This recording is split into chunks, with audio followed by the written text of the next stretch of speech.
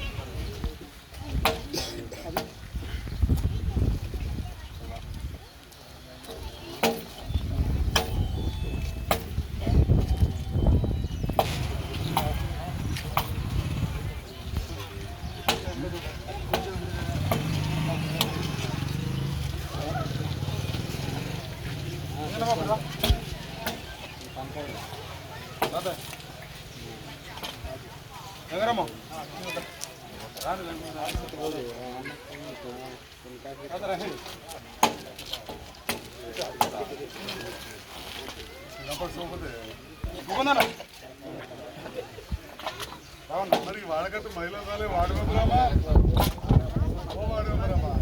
Light తీసేదానికి అందరూ అడిగి ఇప్పుడు ఓలు వస్తలేదండి.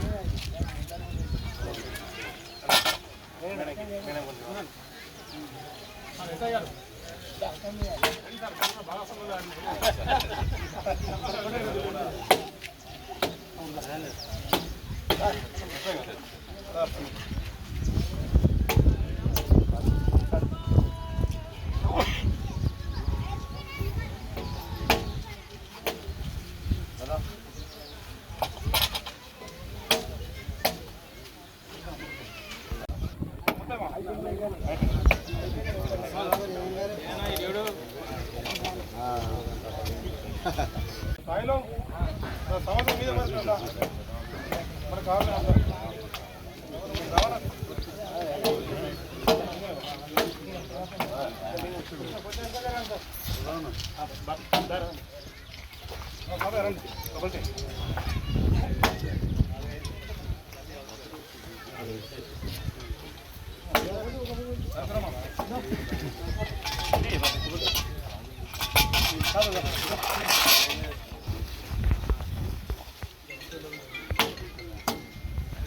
అర్థమా సార్ పెట్టినా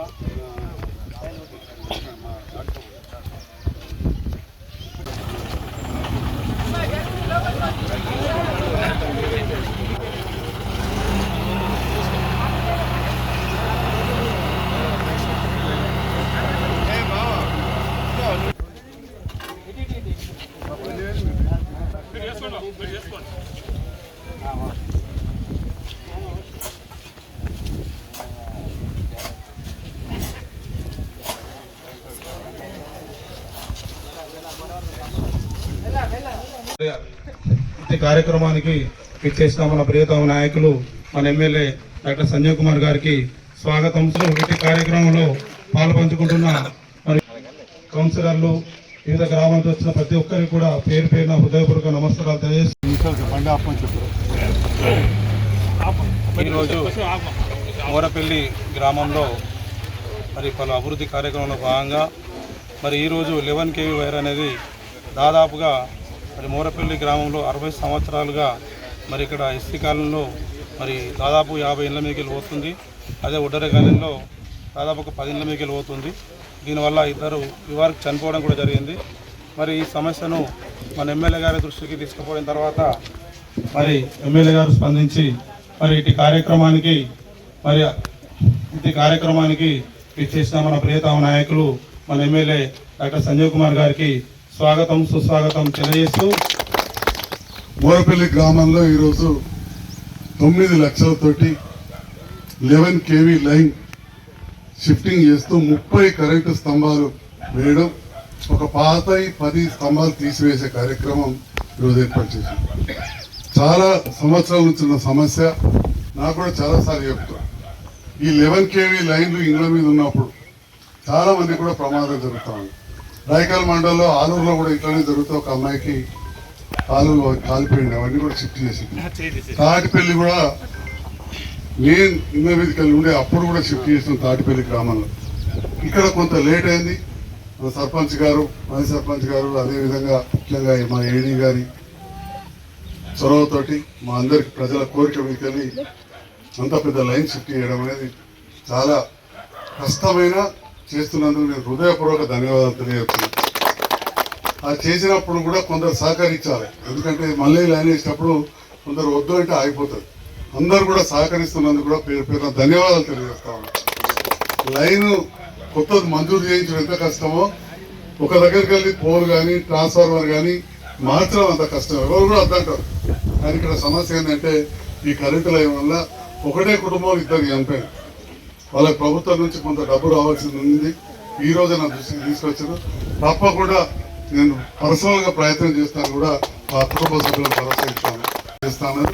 తప్పకుండా చేస్తామని చెప్పి తెలియజేస్తూ, రేవంత్ రెడ్డి గారి నేతృత్వంలోని కాంగ్రెస్ ప్రభుత్వం పేదల పక్షపాతిగా ఉంది.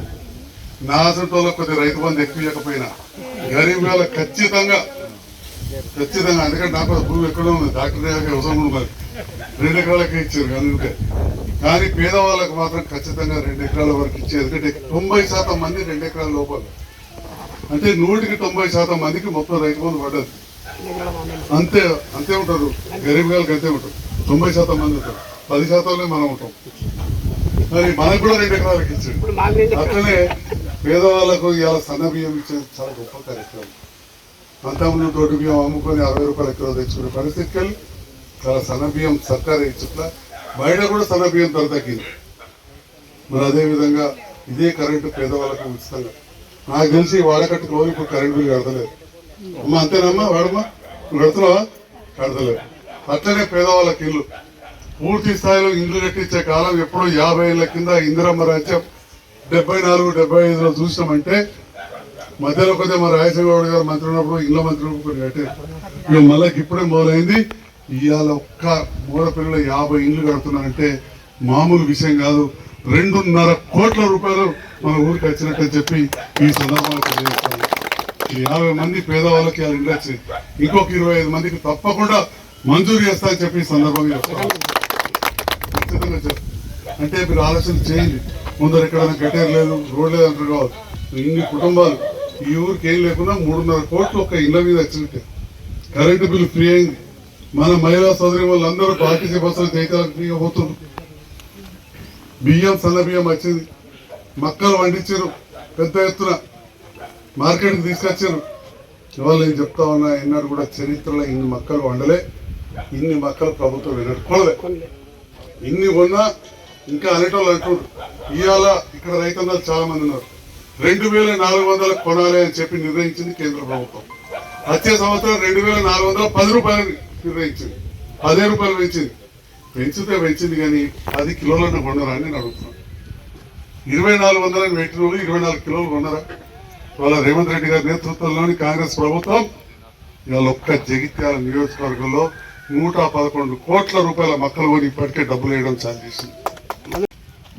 ఎంత కష్టమైందో రైతన్నలకు కూడా తెలుసు. ఎందుకంటే భూమికి బరువై అంత పంట పండి అంత పంట కూడా తీసుకోవడం తెలుసు. వడ్లు ఏంట డబ్బులు దాదాపు అందరికి వచ్చేసి మక్క పంట మనం ఊహించలే. దీనికి ఒక విషయం చెప్తున్నా, ఇక్కడ ఉన్న మేధావులు రైతు నాయకులు ప్రత్యేకంగా వినాలి. మక్కలు పక్కన ఆంధ్రప్రదేశ్లో కూడా వండి, బీహార్లో వండి, మధ్యప్రదేశ్లో వండి. అవన్నీ తెలియకపోయినా ఊరుకు ఇద్దరు రైతులు ఉంటారు వేరే రాష్ట్రాల్లో. ఒకటి ఆంధ్ర సుతారులు ఉంటారు, బీహార్ అమాలి లక్ష్మణ. బీహార్లో కేంద్ర ప్రభుత్వం బీజేపీ ప్రభుత్వం ఉంది, ముఖ్యమంత్రి అక్కడ గుంటూరులో తెలుసుకోండి. ఆంధ్ర రైతులు ఉంటారు, ఆంధ్రాలో బీజేపీ తెలుగుదేశం పవన్ కళ్యాణ్ కూటమి గుంటూరులో తెలుసుకోండి. అక్కడ 1500 కూడా కొనకపోతే కొంతమంది దొంగదాన్ని తెచ్చి మన దగ్గర కూడా అమ్మినంత పనిచేసింది. ఇవాళ అక్కడ 1500-1600 ఉంటే ఎవరైతే వ్యాపారస్తులు ఉంటారో మక్కలు అవసరం ఉన్న పోల్ట్రీ వాళ్ళు దేశంలో ఎక్కడైనా కొనుక్కోవచ్చు, ప్రపంచంలో కొనుక్కోవచ్చు. ఇవాళ రేపు అక్కడ తక్కువ ఉంటే తెచ్చుకునేసరికి ఇక్కడ మనకు రేటు పడిపోయింది. అక్కడ కూడా వాళ్ళు 2400 కొని ఉంటే మనకి అసలు జగిత్యాల వ్యవసాయ మార్కెట్కు వచ్చే పరిస్థితే ఉండకపో. జగిత్యాల వ్యవసాయ మార్కెట్కు మక్కలు తీసుకుపోయే పరిస్థితులపో. మా నారాయణ రెడ్డి అన్నాక ఆయన పని ఉండదు, మా గారెడ్డి అన్నకు కూడా వ్యాపారస్తులే కొనుక్కోవడం. ఈ విషయాన్ని దయచేసి గమనించాలి. కొందరు ఏదన్నా ఇవాళ రైతుల కోసం 4000 కోట్ల రూపాయలు ఒక్క మక్కల మీద పెడుతున్నారు. ఒక్కొక్క క్వింటాల మీద 800 రూపాయల నష్టం ప్రభుత్వం భరిస్తా ఉంది. అంటే రైతుల పక్షపాతిగా రేవంత్ రెడ్డి గారు ఉన్నారు తప్ప వేరే కాదు. ఇక జగిత్యాల కూర్చొని ఒక నాయకుడు అంటాడు కరువుకు కారణం రేవంత్ రెడ్డి అవుతాడు. ఎక్కడైనా కరువు ముఖ్యమంత్రి ఎమ్మెల్యేలతో వస్తుంది. ఎక్కడైనా సృష్టి ఈ కరువు కాలం తెచ్చిన కరువు కాదు, రేవంత్ రెడ్డి తెచ్చిన కరువు అంటే చూస్తాడు నవ్విపోతాడు. ఆలోచన చేయండి. విన్నారా? ఈవెన్ రేపటి నాడు అవసరం పడితే మేడిగడ్డ ప్రాజెక్టు తీయకున్నా కానీ ఆ మోటార్లు చాలు చేసి నీళ్లు తేవచ్చు అవసరం. ఇప్పటికి అవసరం మళ్ళీ 12 ఏళ్ళ కలెక్షన్ ప్రాజెక్ట్ కట్టినప్పటికీ అవసరం పడతలేదు. ఎప్పుడు 12 ఏళ్ళకి వానలు పడుతూనే ఒక్కసారికి ఇట్లా 7 నెలల చాలు చేసిరో లేదో వానలు పోయాడు పుష్కలంగా. ఇక మంచిగా పాడి పంటలు పండాలని వానలు పడాలని మొక్కలు తప్ప కరువు రావాలని దానికి రేవంత్ రెడ్డి ఏదో బోధవుతా అని చెప్పి మొక్కితే ఇక అంతకంటే ఇంకోటి పాపం లేదు. ఎందుకంటే రేవంత్ రెడ్డి గారు బదనాం అవుతారా, ఎంటున్నందుకు సంజయ్ కుమార్ నెట్టు రాజేందర్ ఉంటే రాజేందర్ బదనాం అవుతాడా ఆ తర్వాత సంగతి. కానీ కష్టపడేది అయితేనైతే కుటుంబాలు భూమిలో లేకుండా ఇంటింటికి తాగునీరు కావాలి, అన్నిటికీ కావాలి రైతన్నలు.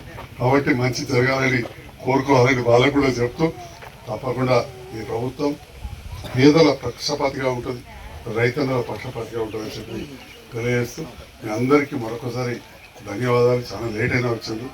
కరెంట్ డిపార్ట్మెంట్ వారికి, వారి వెనకాల పడి ఈ పని చేయించిన మా సర్పంచ్ గారికి అందరికి కూడా పేరు పేరున ధన్యవాదాలు తెలియజేస్తూ ముగించే ముందు మాజీ సర్పంచ్ గారు కొన్ని పోల్స్ అడిగారు. సర్పంచ్ గారు మీటర్ కడితే ఎస్సీ కాలనీ శ్మశాన వాటికి కూడా పోల్స్ వేస్తామన్నారు. తప్పకుండా ఆ కార్యక్రమం కూడా మా నేతృత్వంలో, మా సర్పంచ్ గారి నేతృత్వంలో జరుగుతుందని చెప్పి భావిస్తున్నాను. అందరికీ ధన్యవాదాలు.